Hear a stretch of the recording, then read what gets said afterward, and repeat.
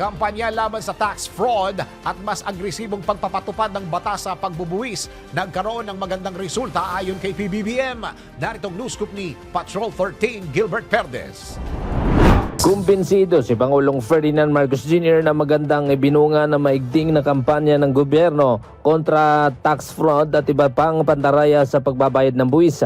Ayon kay Pangulong Marcos, sa pamamagitan ng marubdob na kampanya na may kinalaman para makalusot sa pagbabayad ng buwis sa mga tiwali, ay tumaas pa ang nakolektang kita ng pamahalaan, tulad na lamang anya ng Run After Fake Transactions campaign na kung saan ay sinampahan ng kaso ang mga ghost sellers at buyers na nauwi daw sa pagkakakolekta ng 4.3 billion pesos na higit na mataas sa 600 million pesos noong 2023. Umabot naman daw sa kabilang banda sa 110 milyon piso ang nakolekta mula sa ginawang crackdown ng gobyerno laban sa pinagbabawal na sigarilyo at vape. Bukod dito ay naging aktibo din daw ang Bureau of Internal Revenue o BIR sa pagpapatupad ng umiiral na batas na may kinalaman sa pagbubuwis.